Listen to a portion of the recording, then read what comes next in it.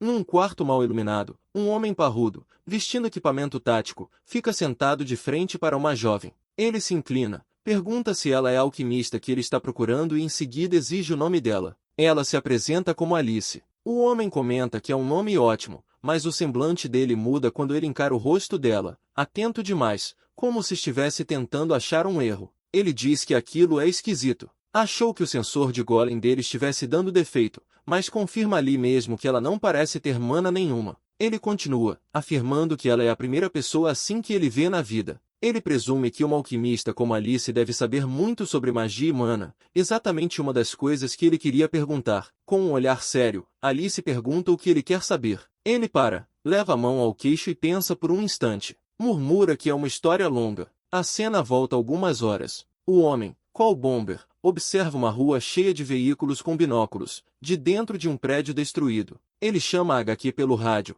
informa que recuperou o chip, mas encontrou uma recepção calorosa e precisa de reforço imediato. A resposta da HQ vem gelada, um não sem emoção. Mandam ele sair dali sozinho. O mercenário, agora identificado como Jack Aaron, esmaga o rádio na mão. Ele solta uma risada amarga, daquelas que denunciam traição. A risada azeda vira um rosnado de raiva. Ele enfia uma ameaça no rádio quebrado, prometendo consequências pesadas para quem abandonou ele, assim que ele voltar. Ele foca de novo no comboio inimigo e dá uma bufada, como quem diz que, mesmo sendo só ele contra todos, eles fizeram questão de montar um espetáculo. Ele jura que vai cobrar caro. Então ativa um dispositivo que solta uma batida suave. Um segundo depois, uma explosão gigantesca rasga a rua. Veículos são arremessados para o alto como brinquedos, no meio do fogo e dos estilhaços, enquanto Jack observa o caos que ele mesmo soltou no mundo. Ele joga a cabeça para trás e solta uma gargalhada alta. Pelos binóculos, ele vê tudo acontecendo e declara o quanto os inimigos são divertidos,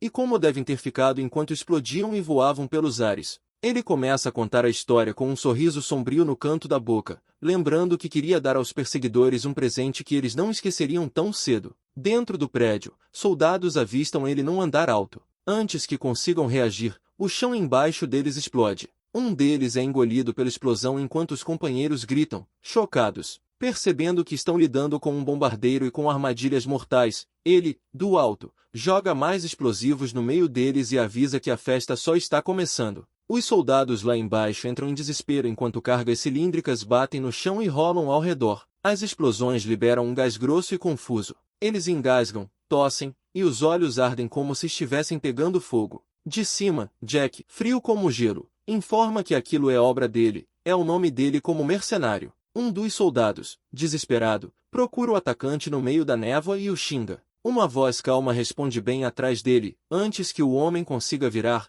um único tiro ecoa pelo lugar. Com a ameaça imediata eliminada, Jack dispara em direção à saída. Os soldados restantes enxergam, por um instante, a silhueta dele fugindo e gritam o apelido, Bomber. Eles correm atrás, saem para o pátio aberto e berram ordens para não deixarem ele escapar e para recuperar o chip a qualquer custo. Só que a perseguição acaba na marrã, quando o chão explode ao redor deles. Jack olha para trás, vê a carnificina e identifica o próprio trabalho, minas terrestres. Com os perseguidores neutralizados, ele alcança o veículo de fuga e arranca, acelerando, rindo como um vencedor. Ainda provoca, dizendo para mandarem mais centenas de homens, se realmente quiserem a vida dele. O soldado que sobra só consegue encarar, furioso, enquanto o bombardeiro some ao longe. A fuga frenética vira um raro momento de silêncio. Sob o céu noturno, num posto de abastecimento abandonado, ele para o veículo, e o marcador de combustível está no vazio. Ele abre uma garrafa, o som do gás escapando corta o silêncio. Ele toma um gole longo, satisfeito. Solta um suspiro baixo, aproveitando o intervalo de calma depois da tempestade. Ele sai do veículo danificado e conclui que aquilo está ficando chamativo demais. Pensa em pedir carona, mas um zumbido forte, agudo e brutal invade os ouvidos dele. Ele trava no lugar, com dor e confusão estampadas no rosto. Um círculo mágico brilhante explode sob os pés dele, a luz estalando ao redor como se estivesse viva. Ele fica totalmente paralisado, incapaz de se mexer, encarando aquilo em choque. A luz aumenta, engole ele por completo. Num lampejo, o mundo ao redor desmancha e dá lugar ao interior de um enorme salão de pedra, com pilares gigantes e janelas ornamentadas. Enquanto a fumaça residual do feitiço de transporte se dissipa, ele fica sozinho no centro do salão, olhando para cima, tentando entender aquela arquitetura estranha e exagerada. Aos poucos, tudo fica nítido. É uma sala do trono. Guardas de armadura permanecem em posição, e de uma sacada alta um grupo de nobres observa com curiosidade. Jack se vira e percebe que não está sozinho. Um grupo de jovens confusos está espalhado perto dali, gritando e perguntando o que está acontecendo. No fim do salão, um rei está sentado num trono. Os outros questionam se aquilo é uma pegadinha. Um homem mais velho, com vestes ornamentadas, dá um passo à frente e se apresenta como o primeiro-ministro Valash. Ele dá boas-vindas a todos e explica que eles estão em outro mundo. Revela que os convocou do mundo de origem deles para servirem como uma carta na manga numa guerra em andamento contra países vizinhos. Um dos jovens repete a afirmação, sem acreditar, e ele confirma, chamando todos de grandes heróis que vão se tornar as espadas do país dele. Jack, nada impressionado, toma um gole de um cantil e trata aquilo como brincadeira. Então o primeiro-ministro anuncia que vai confirmar o status deles imediatamente. Uma tela translúcida aparece diante de Jack, exibindo o nome dele, o status de nível 1 e 2 habilidades, Translation B e Bomb Making is++. Quando o primeiro-ministro começa a perguntar sobre a habilidade dele, Jack murmura para si mesmo que, num mundo desses, ele supõe que qualquer coisa possa acontecer. Ele esfrega o queixo, percebendo que a habilidade Translation B é o que permite que ele entenda os outros convocados, que ele identifica como garotos japoneses. Isso confirma tudo na cabeça dele. Eles realmente estão em outro mundo. Ao fundo, o primeiro-ministro vibra com o nível alto de outro herói. Jack pensa na Bomb Making is++, refletindo que um mundo em guerra provavelmente iria adorar um bombardeiro capaz de matar em massa. A ideia dá a ele uma satisfação sombria. Perto dali, o Prime Minister Valash encara a tela de status sem acreditar e solta que nunca tinha visto uma habilidade Ace, muito menos uma com rank A++. Na hora, ele ordena que um guarda busque um item específico. Eles trazem uma caixa com vários pós, pavios e cartuchos. Balas aponta para a caixa e explica que aquilo são ingredientes de fabricação de bombas, e que está ansioso para ver a habilidade de Rank Ace em ação. Jack Aaron aceita a oferta com frieza. Ele pega os materiais e dá uma olhada rápida nos outros jovens convocados, que observam de longe. Com uma facilidade treinada, ele começa a montar um dispositivo. Ele despeja o pó com cuidado dentro de um tubo de papel. O resultado é um explosivo simples de pólvora. Uma tela aparece, identificando o item como Frank com S-Power. Vel inspeciona a bomba e pergunta se existe alguma diferença real para uma bomba normal. Com um olhar de desprezo total, Jack esmaga o dispositivo na mão e decreta que aquilo é lixo. Ele explica que a habilidade só garante que dê certo e dá buffos, o que é inútil para um item tão básico. Essa rejeição joga o primeiro-ministro num ataque de raiva. Ele grita que Jack tem uma habilidade sem esperança, com melhorias inúteis, apontando que qualquer um poderia aprender a fazer aquilo sem precisar de capacidade especial.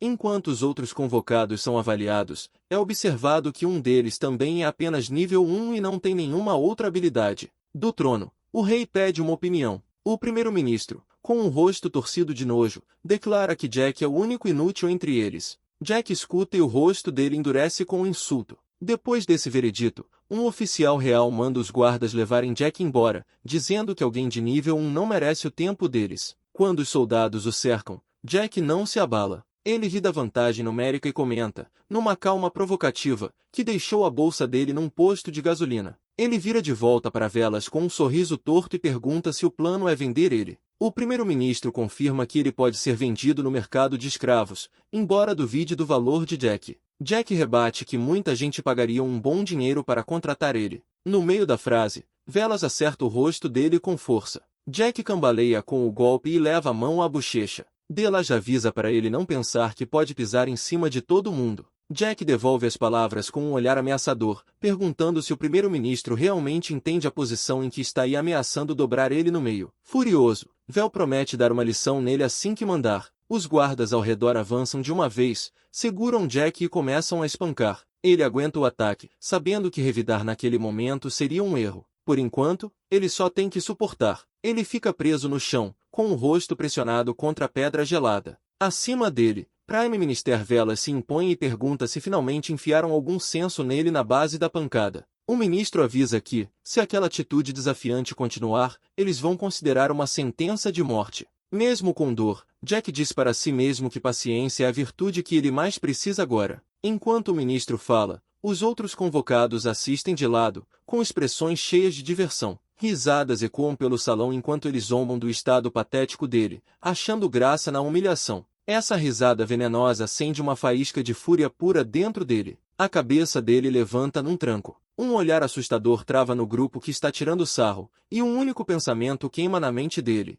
Eles ousam desprezar ele. Naquele instante, uma onda de choque explode do corpo dele e arremessa os guardas que o seguravam para longe, com violência. A demonstração repentina de força deixa o ambiente em choque. Na sala do trono, o mercenário empurra uma jovem para o lado e berra para o alvo dele engolir isso. Um dos jovens convocados tropeça para trás, ferido e segurando o peito. Sem hesitar, o mercenário levanta uma pistola e atira a queima-roupa na cabeça de outro rapaz apavorado, espalhando sangue pelo chão. Ele fica de pé sobre o corpo recém-morto, com as armas ainda soltando fumaça, enquanto os outros convocados olham em horror absoluto. O mercenário encara o cadáver e comenta, gelado, que tinha avisado para ele manter a cabeça baixa. A fala fria dele é cortada quando guardas reais blindados invadem o salão, cercando ele rápido, com armas erguidas. Um dos guardas xinga o intruso. Ele dá um sorriso de canto, sem se importar. Ao comando de fogo, os guardas disparam uma rajada de explosões de energia que convergem na posição dele,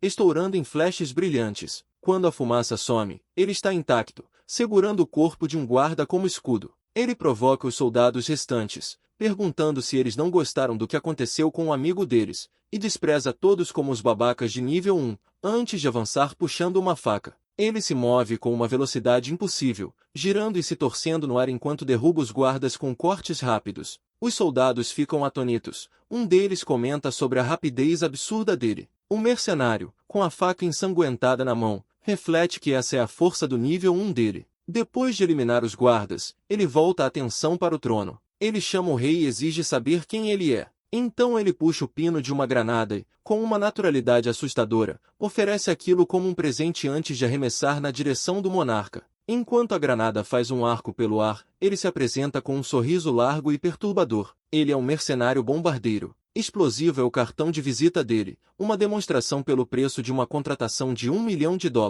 O rei recua, tomado pelo pânico. Um guarda grita para os outros capturarem o mercenário, mas já era tarde demais. O bombardeiro se joga para trás e arrebenta uma enorme janela de vitral para escapar. Ele despenca da torre alta e dispara uma linha de gancho, que se prende nas saliências de pedra. Com um chamado confiante, ele balança para longe, descendo rápido pela parede externa do castelo. Ele foge com o gancho, deslizando para longe do muro. De longe, um dos jovens convocados assiste sem acreditar e comenta que aquilo parecia uma cena de Spy Movie, por causa do ataque descarado dele. Uma ordem de Sua Majestade é repassada imediatamente. Um comandante manda os guardas reais encontrarem o bombardeiro de outro mundo a qualquer custo e executarem ele no local, deixando claro que ele não pode escapar de jeito nenhum. Enquanto isso, depois de ganhar distância do castelo, Jack para num telhado, esfrega a têmpora, irritado, e solta uma praga, percebendo que a situação está saindo do controle, em parte por culpa dele por ter se exaltado. Ele ainda se surpreende por o rei estar vivo. Olhando para as ruas movimentadas, ele nota a mistura esquisita de carruagens puxadas por cavalos com carros modernos, e pensa que teria curtido dirigir ali se não estivesse sendo caçado. Em seguida, ele questiona até a necessidade de um plano de fuga, achando que deveria ser simples o bastante só sair da cidade. O primeiro impulso dele é roubar um veículo. Ele agradece por ainda estar com o equipamento. Ele considera também encarar guardas bem armados e tomar as armas deles. Mas então ele para, e um instante de hesitação corta o raciocínio. A hesitação vira raiva quando ele olha de volta para o castelo distante. Ele se revolta com a injustiça de tudo. Eles convocaram ele para aquele mundo e já tentaram controlar ele na hora. Ele se pergunta por que deveria ser ele o fugitivo. Uma determinação pesada cai sobre ele. Ele decide que eles passaram de um limite que ninguém deveria cruzar. Com um sorriso torto, ele resolve terminar o que começou. Convicto de que é totalmente possível, ele coloca o novo plano em prática e embosca um membro do tal grupo de vingança.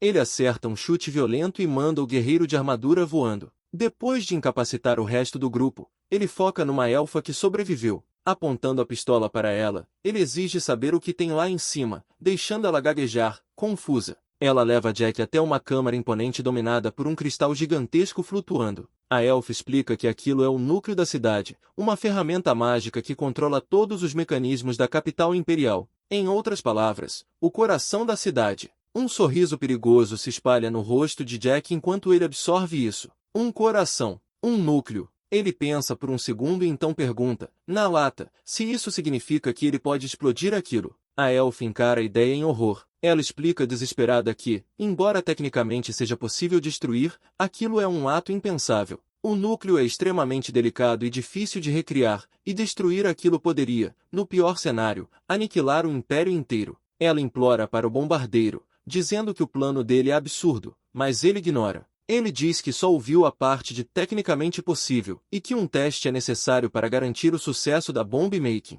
Com um sorriso sinistro, ele declara que vale a tentativa. Então ele bate as mãos uma na outra e ativa uma tela acima do núcleo da cidade. Ela revela o status do núcleo como Collapsing, com um nível de poder imenso e atributos incluindo Remote Detonation e City Destruction. A elfa só consegue encarar, horrorizada, sem acreditar. Ela implora para ele poupar a vida dela, argumentando que já ajudou e deveria poder ir embora. Ele apenas aponta na direção dela e pergunta, com a maior calma, para onde ela acha que está indo, comentando que agora eles são parceiros no crime. Com um pedido de desculpa gelado, ele responde à própria pergunta, provavelmente não. Ele dispara a arma, e a força do tiro joga ela para trás, com um jato de sangue explodindo da cabeça dela. Ele sai do lugar sem nem olhar de novo. No caminho, ele encontra dois guardas investigando uma reação mágica estranha. Ele se aproxima com um jeito amigável, pergunta se pode pegar o veículo deles emprestado por um minuto e, do nada, avança para atacar. Depois de tomar a carroça deles,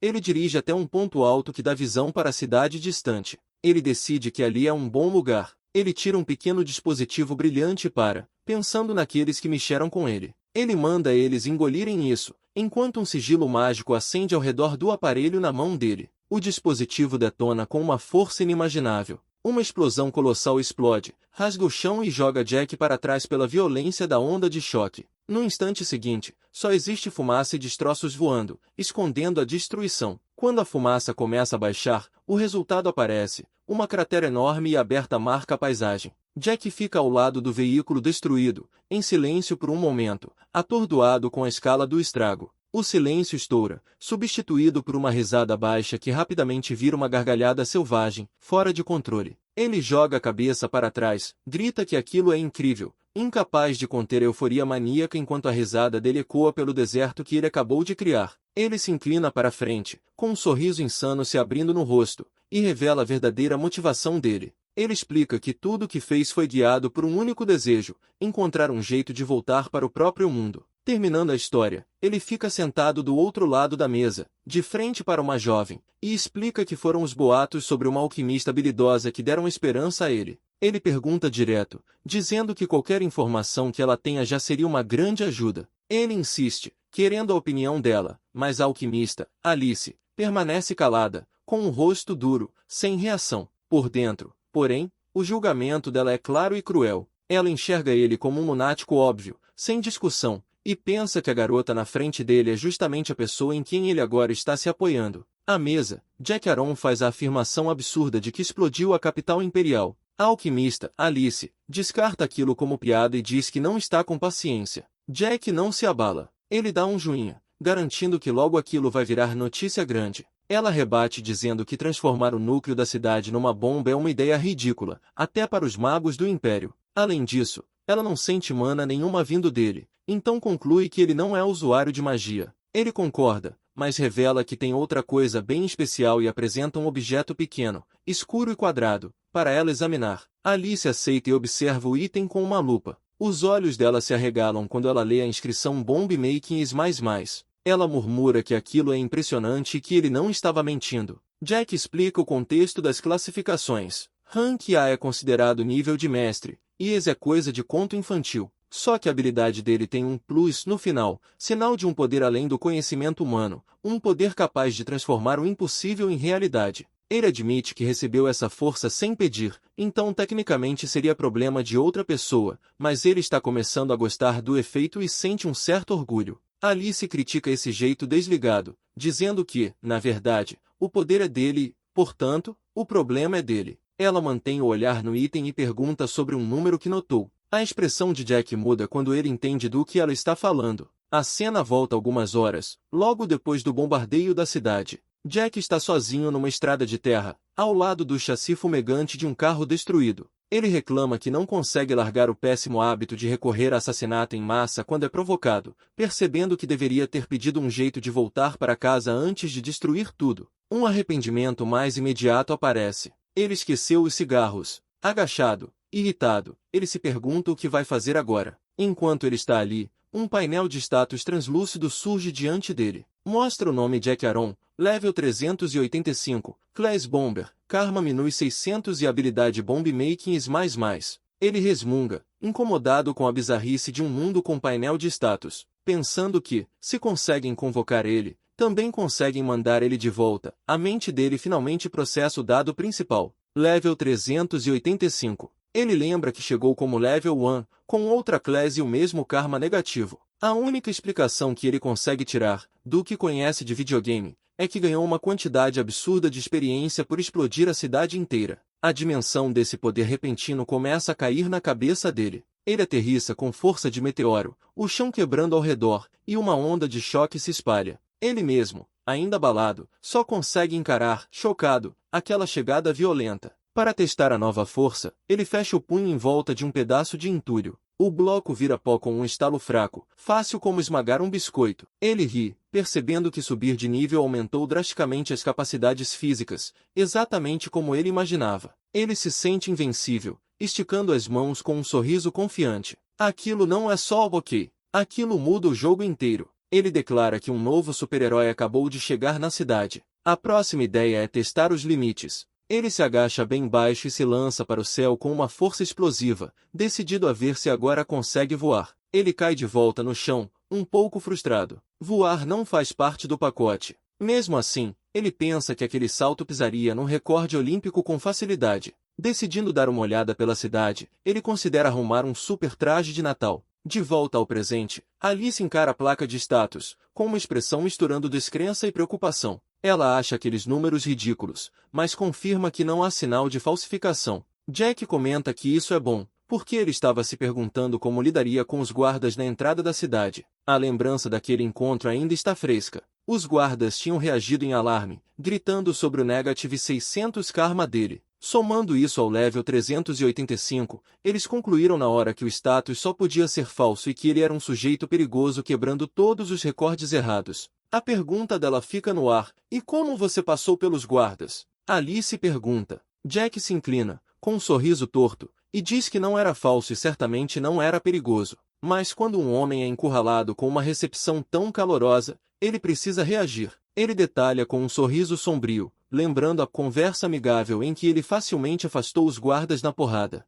E, como despedida, ele arremessou a última granada neles, um presente final. No presente, ele conta para uma Alice paralisada que deu algo precioso para eles, e por isso, deixaram ele passar. A classe dele foi revelada como Bomber. Alice admite que, por mais anormais que sejam, os números não mentem. Então ela pergunta para onde ele foi depois. Jack explica que, enquanto procurava um jeito de voltar para casa, algumas pessoas locais gentis ofereceram ajuda. A cena volta para ele cercado por bandidos. Um deles menciona uma bruxa que talvez use magia espacial. No instante em que Jack pressiona uma pistola na cabeça do homem, ele lembra das informações que juntou. A tal bruxa era, na verdade, uma alquimista que vivia vendendo poções caseiras. E, segundo o boato, ela tinha um poder imenso. Alguns idiotas que tentaram assaltar ela nunca mais foram vistos. Ele comenta com Alice, surpreso, perguntando como ela podia ser a tal bruxa, já que não era uma velha feia e malvada, como as histórias diziam. Ela apenas confirma, sem drama, que era ela mesma. Ela observa que já é hora da janta e, curiosa sobre as habilidades dele, convida Jack para comer com ela. Grato pela oferta, ele aceita na hora, admitindo que não tem como recusar. Satisfeita com a resposta, ela bate as mãos e anuncia que vai começar a preparar tudo. Jack observa, confuso. De repente, surge um enxame de figuras pequenas, com aparência robótica, que começam a arrumar a mesa com eficiência, colocando tigelas de comida e talheres. Ele encara aquelas criaturas estranhas se mexendo por todo lado e pergunta o que são. Alice, já sentada, responde com calma, são golems. Ela explica que criou todos eles e que eles obedecem às ordens dela. Jack fica impressionado, entendendo que aquilo é o poder da alquimia. Ele compara os golems a robôs que trabalham por comando, um conceito do mundo dele. Alice, sem conhecer o termo, diz apenas que usa essas crianças como servos. Ele oferece um pedaço de pão para ela. A mente dele acelera, desconfiada. Ser convidado para a casa de uma desconhecida e ainda receber comida faz ele se perguntar se ela não está afim dele. A comida tem um cheiro ótimo e parece segura, mas o fato de lembrar pratos do mundo dele incomoda. Ele lembra a si mesmo que a fama da cabana da bruxa, onde ninguém volta, não é algo para ignorar. A desconfiança dele endurece e vira uma decisão fria. Ele segura o garfo e decide que, se ela tentar alguma gracinha, ele vai derrubar ela sem pensar duas vezes. Ele dá a primeira mordida, com uma expressão de pura satisfação. Ele diz que a comida é incrível, mas comenta com Alice que faltou um pouco de sal. Ela escuta, tranquila, bebendo da xícara. Enquanto ele continua comendo, ela muda o assunto para algo mais sério, a questão de ele voltar para o próprio mundo. Ela explica que a magia de repatriação necessária para isso é, com certeza, difícil. Ainda assim, depois de pensar um pouco, ela conclui que não é impossível. Ela detalha o que seria necessário. Para começar de verdade, eles precisariam primeiro confirmar o procedimento exato do feitiço. Isso exigiria equipamento de pesquisa, materiais e o apoio pesado de uma organização grande, como um país inteiro. Jack reconhece a informação, porque bate com o que ele já tinha percebido sozinho. Alice confirma que magia ligada a espaço não é fácil de usar e que os procedimentos e círculos essenciais são guardados como segredos de Estado. Mesmo assim, ela insiste, não é impossível. A cabeça do mercenário dispara, pensando em como conseguir materiais e equipamento. Ele precisaria do suporte de uma nação. Por dentro, ele cogita vender os serviços dele para algum país aleatório, mas duvida que isso daria certo. Ele reflete que, naquele mundo, a identidade dele fica escancarada num painel de status. Jack Aaron, Class Bomber, Karma Minus 600, com habilidades de Translation e Bomb Making. Ele não consegue esconder quem é, e odeia as amarras que servir um país traria. Os pensamentos dele escurecem quando ele lembra de um evento passado, uma explosão gigantesca. Ele sabe que o trunfo dele é a capacidade de implodir o núcleo de uma cidade e considera, gelado, que talvez faça isso de novo. Percebendo o clima pesado, Alice pergunta o que está incomodando ele, supondo que seja a versão dele a trabalhar para um país. Ele admite que é um problema difícil, pensando que um bombardeiro teria dificuldade em resistir às tentações que cada nação pode oferecer. A conversa é interrompida por um clarão repentino e um estalo forte de energia vindo de fora. Os dois se assustam. Alice olha para a janela, percebendo que alguma coisa deve ter acionado o feitiço nos portões. Ela foca na origem do alerta. O portão dela, agora instalando com energia de proteção. É uma barreira que ela instalou para manter intrusos longe. Apesar da barreira, Jack Aaron está na varanda, tendo acabado de passar pelo portão. Alice observa, surpresa, que ele atravessou sem problema nenhum. Ele parece nem ter entendido de primeira e pergunta se realmente atravessou, até notar um leve crepitar de eletricidade estática ao redor da mão. Ele vira para ela com um sorriso casual, cumprimenta chamando de Miss Alchemist Stemist Alchal e admite que a barreira elétrica, na verdade, doeu bastante. De dentro, Alice percebe que ele parece ileso, apesar do comentário. Ela pensa que projetou aquela barreira para ser forte o suficiente para incapacitar até ameaças de alto nível, mas não foi suficiente para parar ele. A conversa é cortada de novo quando Jack aponta para o portão. Ele pergunta a Alice se o homem com roupas estranhas, que está escalando a cerca, é amigo dela. Os dois assistem, tensos, quando o recém-chegado cai dentro da propriedade. O intruso abre um sorriso sinistro. Atrás dele, uma multidão de Otervorurs observa, apavorada. Um deles está caído no chão, derrotado, bem na frente. A expressão de Jack endurece, porque ele reconhece o homem. O rosto do invasor se contorce de ódio enquanto ele aponta direto para Jack e berra que finalmente encontrou o desgraçado. Ele exige saber como Jack sobreviveu à explosão na capital e ordena que ele desça ali imediatamente.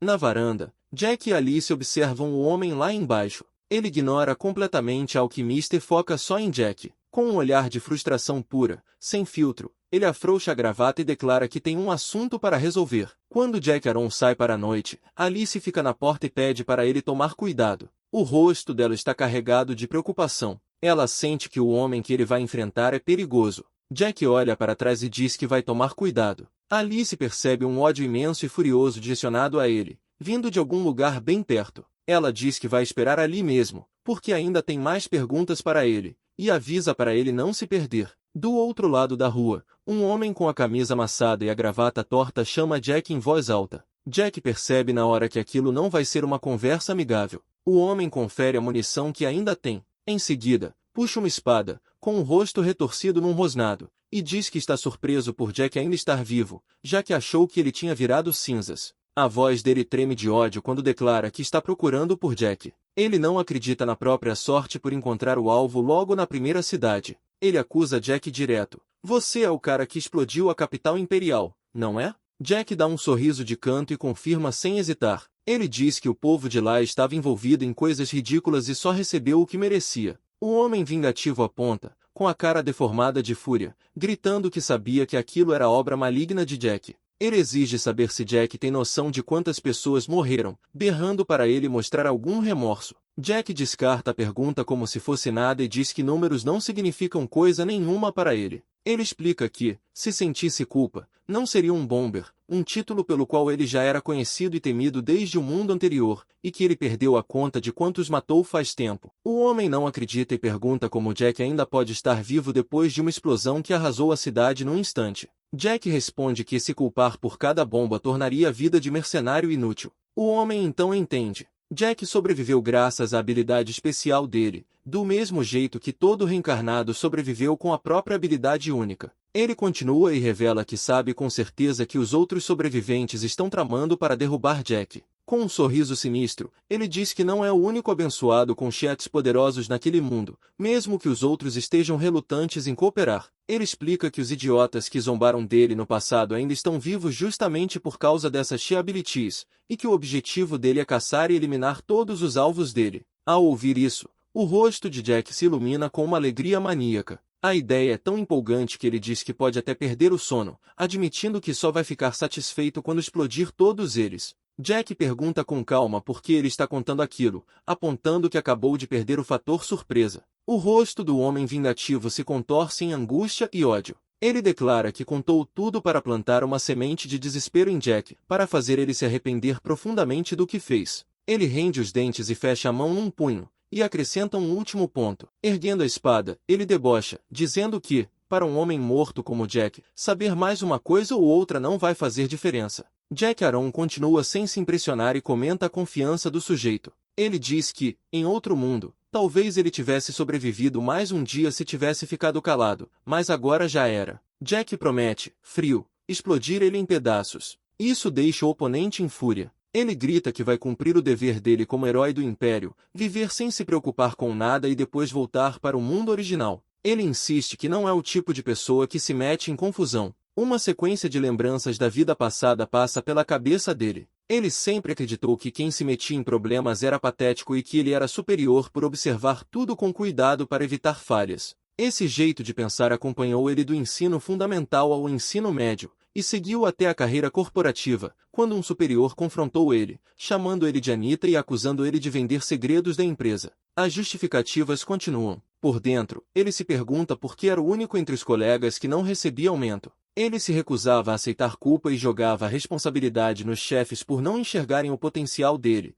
nos colegas, em Deus. A culpa era de todo mundo, menos dele. Ele se lembra de acreditar com todas as forças que eles é que estavam errados. Naquele instante de desespero e negação, uma luz intensa apareceu, respondendo aos apelos dele e arrancando ele do próprio mundo. Voltando ao presente, a raiva dele ferve. Essa nova vida é a segunda chance dele de recuperar a honra e a vida merecida. Quando ele avança para atacar, Jack levanta uma mão de repente e manda ele parar. Jack, agora com Alice ao lado, pergunta com calma por que Manita contaria o nome dele assim, apontando que Jack não teria como saber se ele não falasse. Ele sugere que ele deveria ter guardado o próprio nome primeiro. Então Jack atira com a pistola direto em Manita, com um sorriso de canto, dizendo que seria um saco cavar uma cova para alguém sem nome. As balas param no ar, travadas, a poucos centímetros do rosto de Anita. Ele estende uma mão, com a expressão presa numa concentração intensa. O sorriso confiante de Jack some, substituído por choque total, quando o verdadeiro poder do adversário aparece.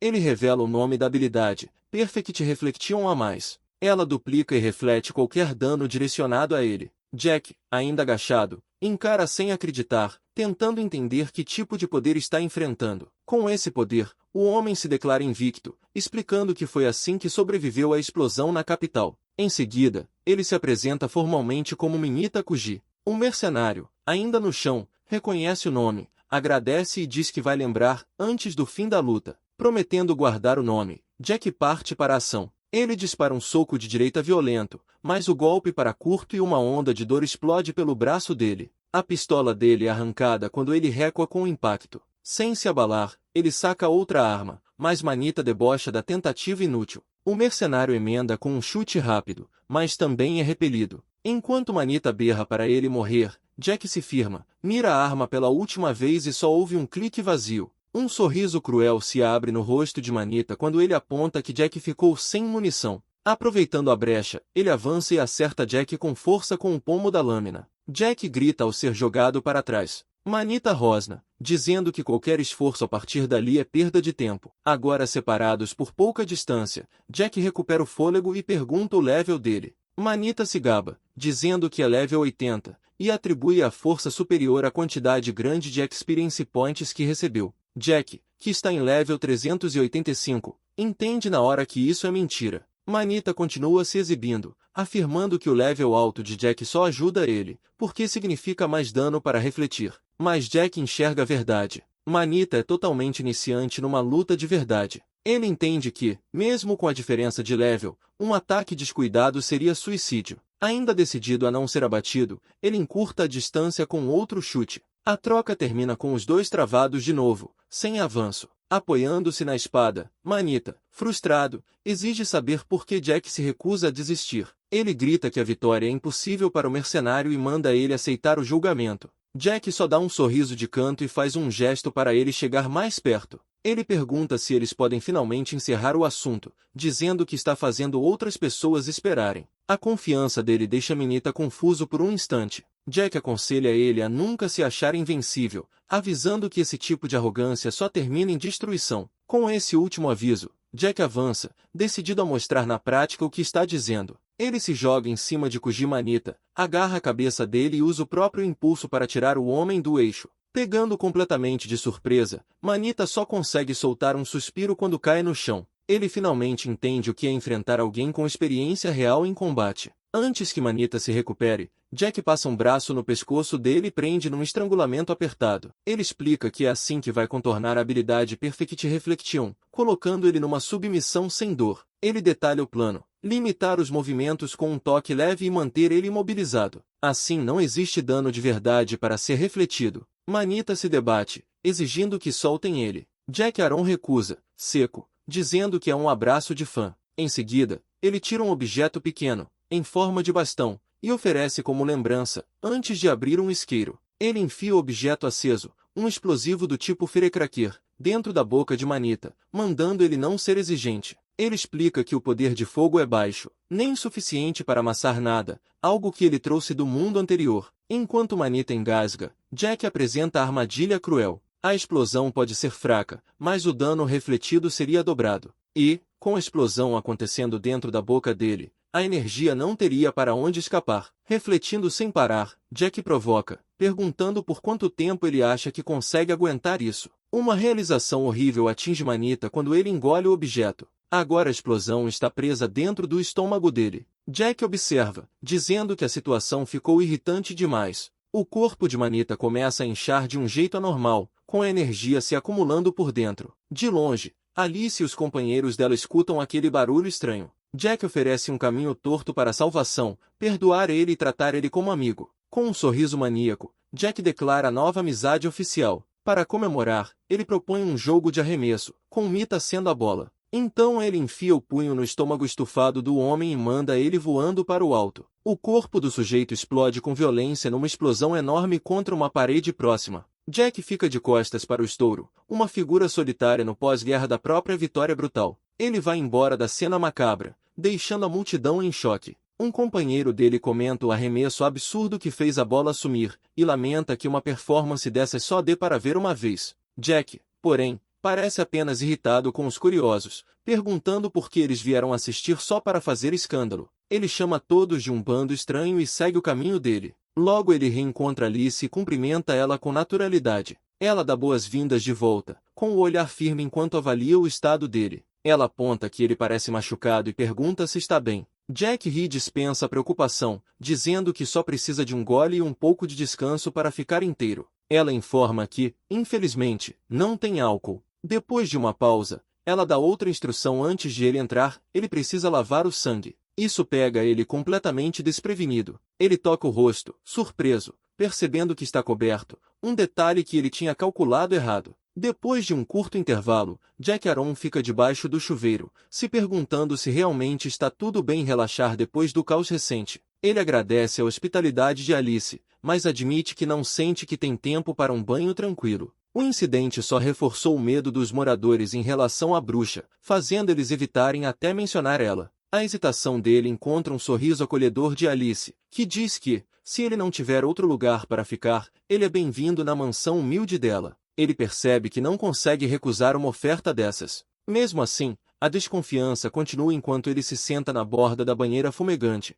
mergulhando na água, e não consegue evitar pensar se ela não está sendo boa demais com ele. Enquanto a verdade por trás dos boatos sobre Alice, a alquimista, ainda era incerta, Jack achava o comportamento dela estranhamente desconectado do mundo. Ele tinha certeza de que ela não estava fazendo aquilo por bondade. Ele sabia, com absoluta convicção, que não era o tipo de pessoa que os outros gostam. Então tinha que existir outro motivo por trás das atitudes dela. Enquanto ele martelava isso na cabeça, um som vindo da porta chamou a atenção dele. Por um instante, ele até considerou a possibilidade de ela entrar, mas descartou na hora. Saindo da banheira, ele estica a mão para a cortina do chuveiro. Quando puxa, não encontra Alice, e sim um grupo de pequenos golems servos, com armadura, parados ali, em silêncio. Ele reconhece na hora que são os servos dela. Enrolando uma toalha na cintura, ele exige saber o que eles estão aprontando. O olhar dele cai no equipamento, dobrado e arrumado com capricho. Ele pega o colete e percebe que foi lavado e passado a seco. Uma surpresa rápida atravessa o rosto dele. Ela é uma mulher atenta. Ele sai dali, agora limpo e vestido com roupas frescas, com uma toalha jogada no pescoço.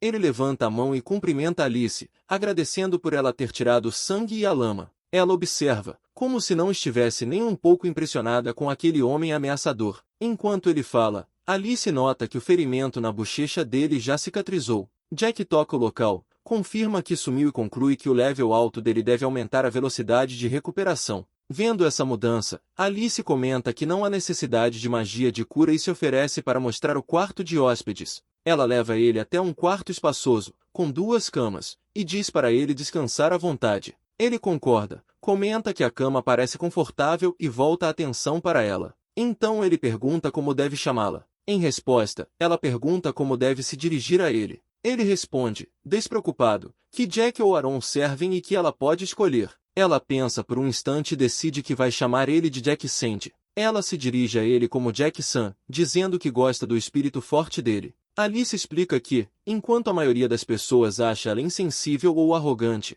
ele é um espécime raro. O interesse dela por ele começou no momento em que colocou os olhos nele, e esse foi o motivo de ter convidado ele para a casa dela. Jack se inclina, com um sorriso de canto, e provoca, perguntando se foi amor à primeira vista. Ele ri e brinca sobre o peso de ser um homem bonito. A expressão de Alice continua calma, sem mudar. Ela diz, fria, que gosta de gente maluca como ele, porque é infinitamente divertido encarar a sujeira dentro da alma dessas pessoas. A fala sobre a alma pega Jack desprevenido, mas ele decide tratar como elogio. Alice então lembra do comentário dele sobre alguém carregando um ódio imenso por ele, e isso faz Jack perguntar como ela consegue saber uma coisa dessas. Ela explica o poder dela. Ela enxerga as cores das emoções e dos espíritos. Ao notar a hora tarde, ela deseja boa noite. Ele deseja o mesmo. Mais tarde naquela noite, enquanto Jack dorme pesado, uma batida leve ecoa no quarto. Alice fica parada ao lado da cama dele, em silêncio, encarando ele na escuridão quieta.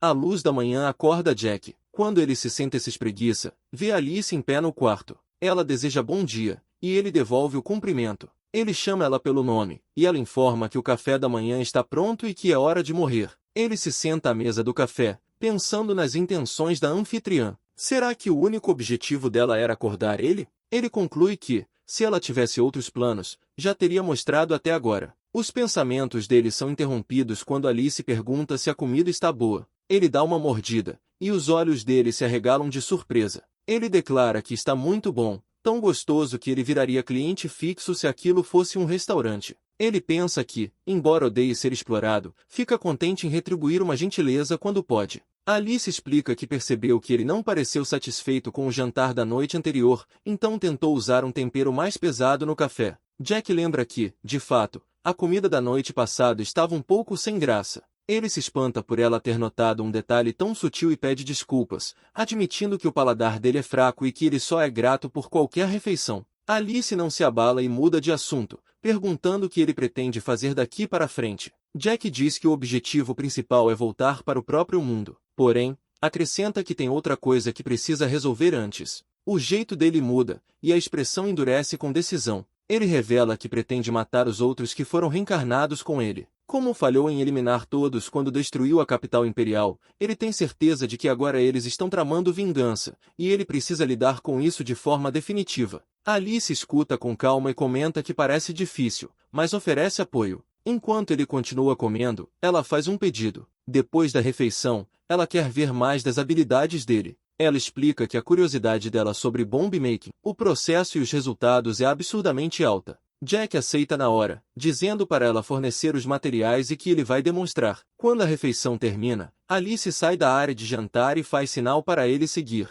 Ele se levanta, pensativo. Ela guia ele até uma oficina espaçosa, cheia de prateleiras com ingredientes, bebidas e equipamentos alquímicos. Ela explica que aquele é o laboratório de preparação de poções e confirma que ali também tem materiais explosivos. Jack percorre as prateleiras com os olhos, com a testa franzida, concentrado. O laboratório da alquimista está lotado de frascos e vidros, e embora ele consiga ler os rótulos, os nomes não significam nada para ele. Ele pergunta, em voz alta, como era para ele diferenciar tudo aquilo, admitindo que só ler as palavras não dava entendimento nenhum. Em resposta à confusão dele, Alice começa a orientar. Ela pega um frasquinho pequeno com um líquido transparente e identifica aquilo como um Magic Liquid. Ela explica que é feito de mana e é um componente essencial no combustível de ferramentas mágicas e veículos, dizendo que o preço depende diretamente da pureza. Ela continua o tour pelos ingredientes, aponta um vegetable líquido inflamável e depois um pote com bodil fluides de uma Magic Beast processada.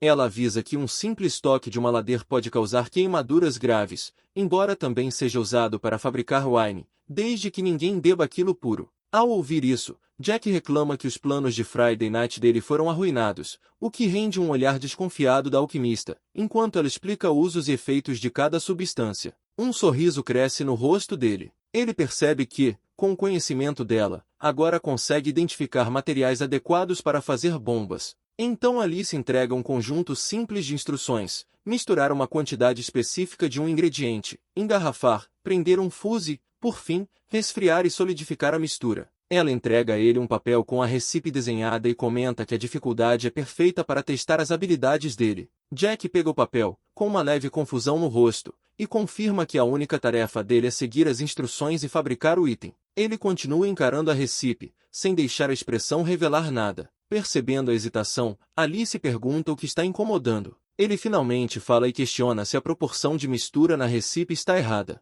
Alice descarta a dúvida na hora. Ela diz, confiante, que é alquimista, então ele só precisa confiar nela e fazer o que foi pedido. Com um dar de ombros resignado, ele concorda e decide seguir as instruções apesar da sensação ruim. Ele inicia o processo delicado de misturar os ingredientes alquímicos. 5 minutos depois, 3 frascos idênticos estão prontos na bancada. As Magic Bombs experimentais são Rank D, com atributos de Fire Sensitivity e potencial de causar Magical Injury. Mesmo anotadas como Por Brew, Jack avalia o resultado com olhar crítico e decide que não ficou ruim. Ele acha engraçado que, embora sejam melhores que um firecracker simples, não chegam nem perto do núcleo da cidade. Alice, porém, está visivelmente chocada. Ela elogia o trabalho como incrível e revela que ele conseguiu ter sucesso mesmo com a proporção que ela deu sendo deliberadamente errada. Ela levanta 3 dedos e enfatiza que ele produziu 3 bombas bem-sucedidas a partir de uma recipe que ninguém nunca conseguiu seguir corretamente antes. Para ela, o que ele acabou de fazer é simplesmente impossível. Jack processa as palavras dela, e as peças se encaixam. Ele percebe que ela entregou uma recipe defeituosa, feita para falhar, só para testar as habilidades dele. A sensação ruim que ele teve agora faz todo sentido. Ele olha para Alice, e ela confirma o que ele já entendeu sem precisar falar. Ela explica que a própria habilidade dela garantiria sucesso na fabricação de bombas, mas a aplicação da habilidade dele é incomparável. Jack escuta, com um entendimento pesado surgindo no rosto. A expressão dele vira um sorriso cínico enquanto pergunta se ela está feliz agora. Achando que o assunto acabou, ele se surpreende quando Alice chama o nome dele, com um tom sério de repente. Ela tem algo para perguntar. Intrigado, Jack manda ela falar. Com um olhar firme e intenso, Alice revela o desejo verdadeiro dela. Ela quer destruir este mundo. A frase fica no ar, e Jack fica completamente atônito, tentando entender o que um desejo desse significa. Depois de declarar isso, ela pergunta formalmente se ele seria tão gentil a ponto de emprestar a ela uma helping hand. Num quarto com poucos móveis, Jack Aaron fica em descrença, com uma mão na cintura e a outra na cabeça. Ele encara Alice, que está calma, sentada à mesa, e pergunta se ouviu direito, exigindo que ela repita. Ela levanta o olhar, com a expressão firme e a voz estável. Ela declara de novo que quer destruir o mundo e pede oficialmente a força dele para ajudar a realizar aquela proposta absurda. Jack considera, com um leve sorriso no canto da boca, e repete a frase, emprestar minha força. Achando o pedido extremo, ele pergunta se ela pode primeiro explicar os detalhes do desejo. Alice concorda e sugere que tomem um chá. Pouco depois, os dois estão sentados um de frente para o outro à mesa, com um dos pequenos golems servos de Alice ao lado. Enquanto bebem, Jack começa a contar uma história antiga sobre uma certa Dark Magé. Alice assume a narrativa e explica que essa mulher tinha um objetivo ambicioso. Infelizmente, o tempo estava escapando antes que ela conseguisse realizar o sonho. Enojada com as limitações de ser mortal, ela criou uma técnica proibida. Alice continua descrevendo o feitiço como algo que permite ao usuário herdar o próprio poder e conhecimento para a próxima vida. Ao recusar aceitar a morte como fim, a maga tratava isso como apenas um marco. Jack expressa admiração e diz que a ideia é incrível. Ele especula que uma Dark Magé tão insana deve ter virado um monstro a essa altura. Alice refuta com calma e diz que é o contrário. A maga podia ter encontrado a imortalidade, mas recusou, determinada a alcançar o objetivo como humana. Jack se recosta, digerindo a informação. A palavra imortal fica pairando no ar. Ele esfrega o queixo, pensativo, e anuncia que, pelo rumo da história, vai fazer um palpite. A expressão dele muda de reflexão para um estalo de entendimento. Ele se inclina para a frente com um sorriso de quem sacou tudo, olha direto para Alice e faz a pergunta crítica. Ela é a reencarnação daquela Dark Magé? Alice encara ele, com um rosto calmo, uma máscara de controle. Sem hesitar nem por um segundo, ela confirma a suspeita dele com uma única palavra. Correto. Ela esclarece que, embora seja a próxima vida da Dark Magé, ela não é a mesma pessoa. Mentalmente, ela é um ser completamente diferente, mas herdou o poder e a vontade da maga. Jack Aaron processa isso e conclui que a Dark Magé original, para todos os efeitos, está morta. Alice confirma a avaliação. Ela explica a lógica da maga original. A maga entendia a própria mediocridade e temia que o ego dela impedisse qualquer crescimento. Acreditando que crescimento espontâneo e irregular é o verdadeiro gatilho da evolução, a primeira Dark Magé escolheu viver incontáveis vidas, acumulando uma quantidade enorme de experiências. Ela nunca quis que o eu original sobrevivesse. Alice revela que é a 13ª vida desse ciclo. Ela herdou técnicas de alquimia da segunda vida, magia de golems da sexta, artesanato de Magic Tools da nona e uma sensação espiritual única da 13ª encarnação atual. Jack junta as peças e comenta a força de vontade absurda necessária para um plano tão longo, tudo para destruir o mundo. Alice corrige ele, dizendo que é um gênio por mérito próprio e que não recebeu tudo de presente. Ela reafirma o objetivo de destruir o mundo, mas esclarece a motivação real, se tornar a maior alquimista de todos os tempos. Jack, completamente confuso, pergunta o que isso tem a ver com destruir o mundo, e ainda se questiona por que dominar o mundo não seria uma conquista maior. Ela explica com uma lógica fria. Ninguém nunca fez isso antes. Quando o mundo virar ruína, ninguém mais vai nascer para superar ela. Por eras e milênios, só ela vai carregar o título de maior. Ao alcançar isso, ela acredita que será coroada como a existência suprema. Enquanto ela fala, aparece uma imagem da Dark Magé original com os braços abertos. Jack dá um gole na bebida e sente a compreensão nascer no rosto. Ele finalmente entende a cabeça da primeira Dark Magé e diz para Alice que agora entendeu a história dela. Ele esfrega a cabeça, com um sorriso torto, e chama ela de uma verdadeira cientista maluca. Ele admite que já tinha notado que ela não era uma garota normal, mas agora percebe que ela é um monstro muito mais perigoso do que ele imaginava. Alice escuta em silêncio. Então ela pergunta, direto, ele sente nojo dela? Jack bate a xícara na mesa e ri, gritando, nem ferrando. Ele abre um sorriso enorme e diz que o plano dela é incrível. Ele elogia a determinação e o propósito dela, insistindo que não está brincando e que respeita ela de verdade. Para ele, como explica, não é maldade seguir em frente mesmo às custas dos outros. Ele desenvolve a própria filosofia. De certo ponto de vista, se você elimina todo mundo que fica no caminho do seu sonho, você vira a pessoa mais justa viva. Só quando você perde é que te chamam de vilão. E, na conclusão dele, é assim que o mundo funciona. Os fortes devoram os fracos, e só os fortes podem ser realmente livres. Ele aceita o agradecimento dela quando ela diz que está contente, admitindo que é raro alguém entender ela. Eles ficam sentados um de frente para o outro numa mesa pequena, e ela comenta que tem muito conhecimento e talento. Então ela faz a proposta sem rodeios. Se ele ajudar ela a destruir este mundo, ela vai garantir que ele volte para o mundo dele. Alice explica que pode preparar equipamentos de bomb making e que tem um bom nível de conhecimento mágico, então seria uma aliada útil para ele. Jack pede confirmação, perguntando se ela quer pegar emprestado o mesmo poder que ele usou para destruir a capital imperial. Com um sorriso confiante, Alice confirma que é exatamente isso, dizendo que a habilidade bomb making dele é uma chave crucial e uma oportunidade que ela não pode deixar passar. Os olhos dele se arregalam um pouco enquanto ele processa. Ele se inclina sobre a mesa, com a expressão intensa, e repete o objetivo final dela, destruir o mundo. Ele se recosta com um sorriso torto e admite que isso está fora do pagamento normal dele, mas diz que com certeza é interessante. Ele acrescenta que ter alguém local para guiar ele seria valioso demais, e que ele está ansioso por isso. Com os termos entendidos, ele se levanta e estende a mão, aceitando a proposta de forma oficial. Ele diz para Alice que está feliz em trabalhar com ela, certo de que a vida dele naquele mundo vai ficar bem interessante. Ela aperta a mão dele, devolve o sentimento e propõe que, a partir de agora, os dois se ajudem. Jack sorri e impõe a única condição dele, desde que ele volte para casa, o resto não importa. Alice concorda na hora, e o acordo fica selado. A dupla mais insana nasce ali. Jack pensa por dentro que, mesmo que Alice seja uma lunática, o objetivo dela não atrapalha o dele, e ele sente que as coisas vão dar certo. Enquanto se preparam para o conflito que vem, Jack Aaron vira para Alice e pede para usar a Mission Room dela. Ele explica que ter uma arma na mão faria ele se sentir muito mais seguro, e afirma que isso é uma ferramenta necessária para alcançar os dois objetivos. Ela concorda sem hesitar,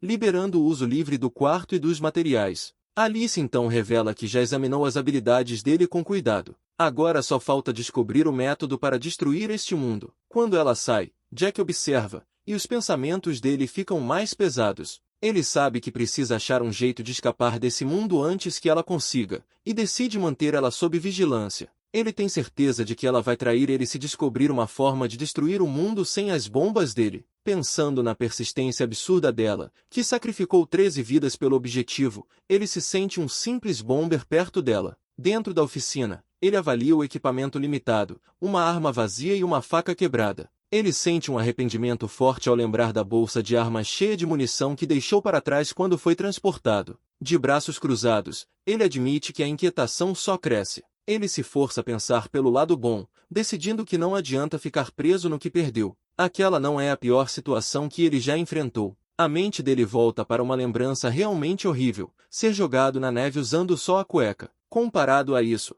ter roupa, comida, um teto e uma bomb making room é puro luxo. Com essa nova perspectiva, ele volta ao trabalho. Ele começa a misturar ingredientes desconhecidos daquele mundo, confiante de que a habilidade Bomb Making mais vai fazer ele ter sucesso de qualquer jeito. E a confiança dele dá resultado. Ele fabrica uma gás bomb improvisada, de mais rank. A qualidade pode variar conforme os materiais, mas a habilidade dele garante que o resultado vai sair. Ele percebe que pode experimentar com muitos recursos locais. Enquanto continua, misturando componentes com cuidado, Alice fica sentada perto, quieta, mergulhada num livro, mas com a atenção claramente presa no progresso dele. Depois de fazer 30 bombas seguidas, tear gas, dispositivos incendiários, landmines e fragmentation bombs, Jack estica as costas cansadas. Ele pensa que, apesar de ser trabalho honesto, quer tentar criar uma Magic Bomb. Um upgrade desse seria uma ajuda enorme contra os inimigos daquele mundo. Ele decide pedir a expertise científica de Alice,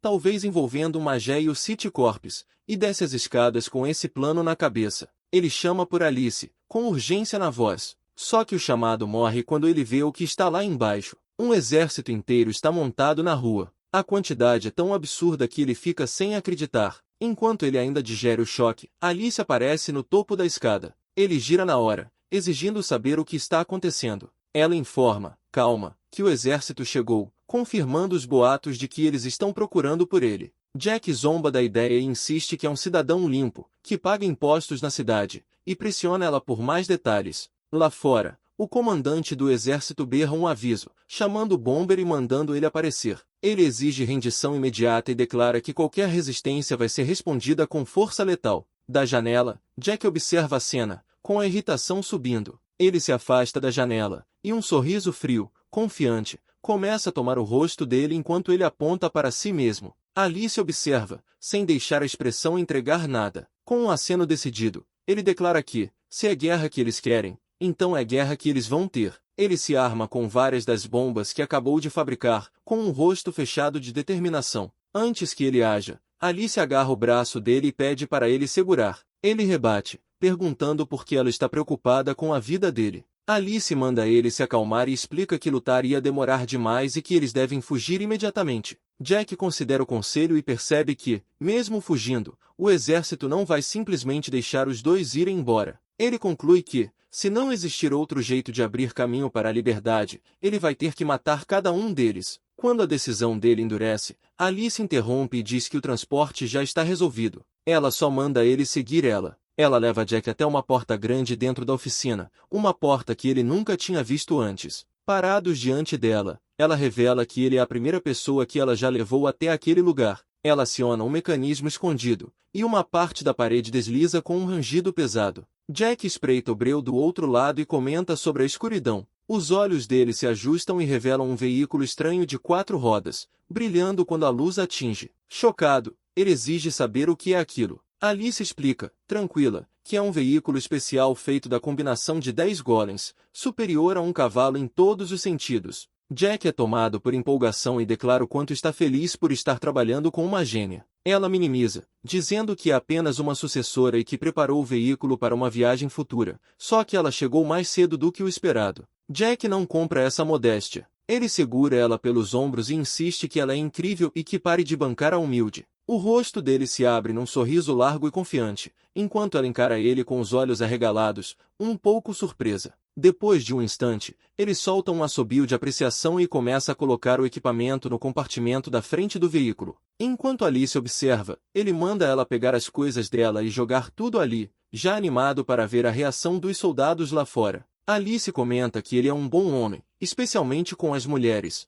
Ele concorda e diz que não faz sentido ter um carrão desse se você não vai exibir. Enquanto isso, do lado de fora da oficina, o comandante do exército explode de raiva com as tropas. Uma explosão arremessa um soldado longe, e o comandante berra, frustrado, perguntando como eles não conseguem nem tomar uma simples casa de alquimista, que ele despreza como se fosse só uma cabana de bruxa. A fúria dele é respondida por um enxame de golems de Alice saindo para atacar os soldados. Ele berra para destruírem aquelas coisas inúteis. De volta ao interior, Alice diz que, apesar de terem muitos, os golems não vão segurar o exército por muito tempo. Jack, carregando uma caixa, comenta como eles são práticos. Com os suprimentos carregados, Alice entrega as chaves para ele. Os dois se acomodam, e Jack vibra com o som seco do motor ligando. Alice pergunta se ele tem certeza de que não quer o autopiloto, mas ele recusa, confiante, dizendo que confia na própria direção para esmagar a multidão do lado de fora. Ele sorri e admite que também está nervoso, mas só porque considera aquilo um car date. O comentário deixa Alice sem jeito. Ela confessa que sente um nervosismo impossível de descrever, e esclarece que não é medo, é outra coisa. Ela avisa Jack que está prestes a abrir a parede e pergunta se ele está pronto. No banco do motorista, ele responde, confiante, a hora que você quiser. Com essa confirmação, ela fecha os olhos e concentra o poder dela. Com a mão estendida na direção da barreira de pedra, Alice age. A parede de pedra explode para fora, revelando o veículo movido a golems, que irrompe para a rua. Os soldados ao redor são pegos totalmente de surpresa. Lá dentro, Jack abre um sorriso e anuncia que a volta divertida vai começar e que eles precisam fazer um espetáculo. Ele avisa Alice para tomar cuidado e não morder a própria língua, e ela confirma em silêncio. Na mesma hora, ele enfia o veículo para frente, arrebentando a linha de soldados com força brutal. Enquanto homens são arremessados para os lados, Jack solta um suspiro de alívio e comenta que estava preocupado por não ter airbags, mas agradece pelo amortecimento oferecido pelos corpos dos soldados. Ao lado dele, Alice se pergunta, quieta, se o carro tem seatbelts. A confusão chama a atenção do comandante do exército, que berra para o bomber parar, acusando ele de ter destruído a capital imperial. No banco do motorista, o rosto de Jack endurece, e ele manda o comandante calar a boca. O carro continua acelerando, atropelando mais soldados que tentam bloquear o caminho. Enquanto eles avançam de forma brutal, o para-brisa começa a ficar salpicado de sangue, atrapalhando a visão. Alice estala a língua e comenta que agora eles estão sem visão. Ela olha para Jack, que continua completamente indiferente ao horror espalhado no vidro. Ele mantém os olhos à frente, focado em dirigir, enquanto ela observa em silêncio, sem deixar a expressão entregar nada. A concentração dele não quebra enquanto ele conduz pelas ruas encharcadas de sangue. Ele tranquiliza Alice, dizendo que está tudo bem, porque ainda consegue ver a estrada, e sugere que eles encarem aquela carnificina como uma espécie de decoração. Ele faz uma anotação mental para lembrar disso como melhoria no futuro.